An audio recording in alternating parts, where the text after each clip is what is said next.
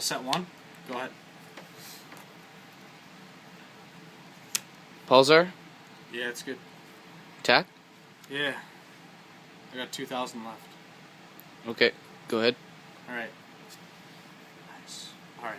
Okay, I got this. Set one back row. Go ahead. MST? This one? Yeah. Okay.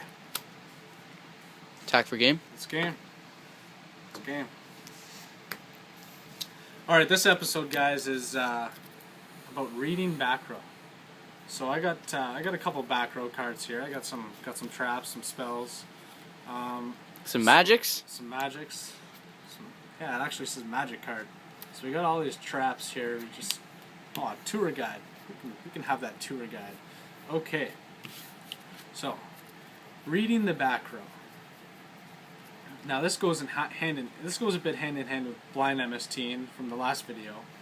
So let's talk about that situation that just happened. Now, I said in the previous video that MST with two back row blindly, like without knowing what the back row is a blind MST, and that's not to do that. But what just happened was not a blind MST. Now, first turn, I had a card set. Treves here summoned Light Pulsar. Now, I didn't have a response to the Light Pulsar. Now, he knows that I don't have a back row that can do anything to Pulsar. It could be a bluff. It could be like a dead Mirror Force now, because you don't want to Mirror Force Pulsar and be like, he'll just get a Dark Flare. There's no point. So, he already knows that this is a dead card. Okay? I draw for my turn, and then I just set another card. Now, he has MST. Obviously, he knows you're going to MST this card because he already knows that this card is not a card that can respond or answer his Light Pulsar. So he's going to kill this card, and it turns out to be a Deep Prison. Great move on his part. So that's about reading the back row. When you're trying to bait your opponent's back row and they don't stop anything, well, obviously they don't have anything. And there's certain cards that will tell you that they don't have. So I have these cards here, Tour Guide and Hanzo. Now, Hanzo, like Stratos, he's a good example. Obviously, if my back row is Solemn Warning, you are going to want to Solemn Warning his effect, because if you don't, it'll have your opponent will generate some sort of +1 advantage, and usually you don't want that. So cards like Lila, even, or Breaker the Magical Warrior, will bait out Solemn Warning. Mostly because if you summon Breaker and they don't Warning, then they're going to lose a card, and that's a +1.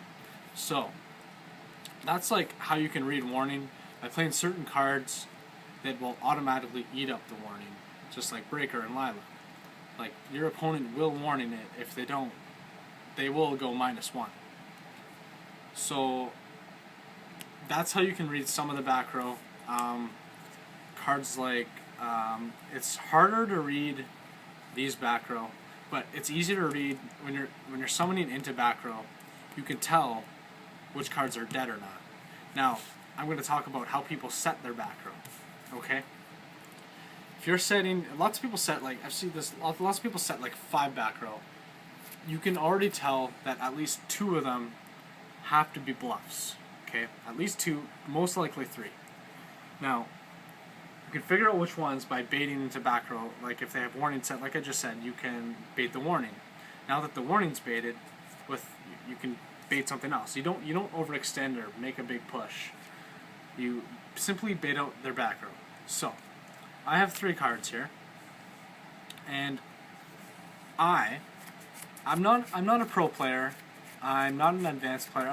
I guess I'd say average. I'm an average player. Okay.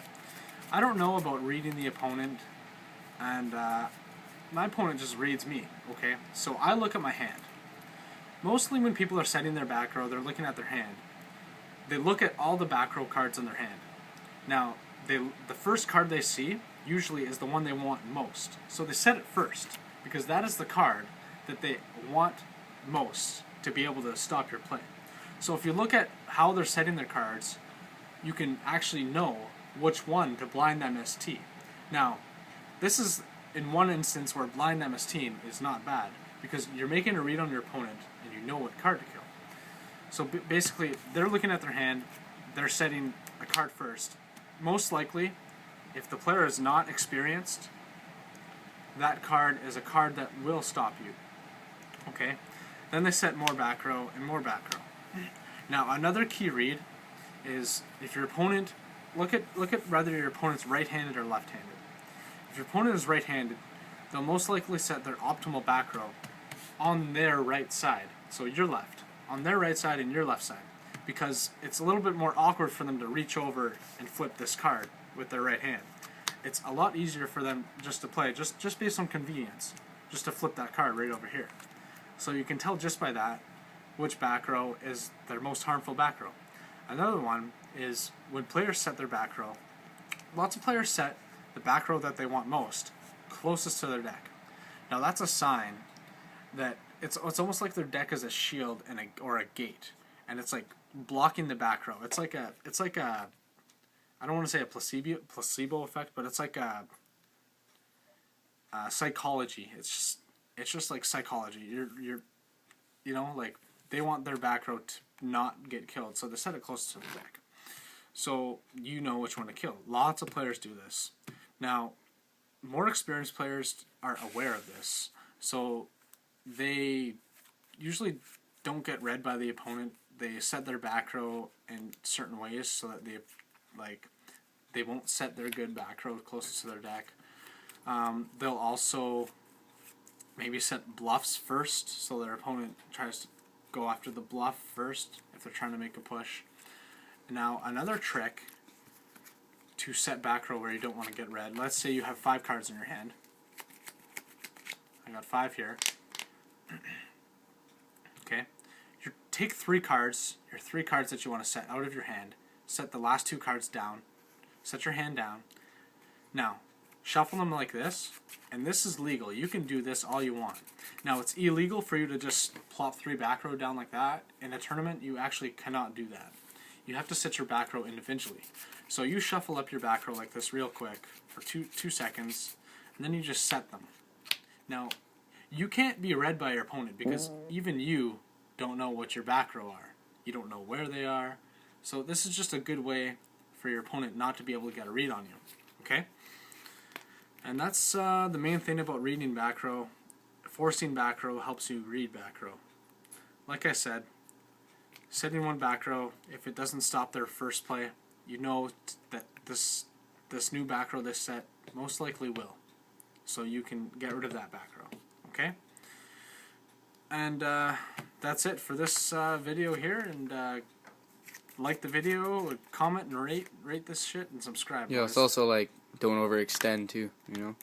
Yeah. Right in your first turn, it's hilarious. People set 3 or 4 back row, and you have heavy in your hand or something. Especially if you already know what they're playing. Yeah, exactly. Like game 2 or something like that. They drop all this back row, drop heavy, and they're minus 3 or 4. It's ridiculous. That's the best It's like an thing. instant win right there. That's the best thing. Yeah.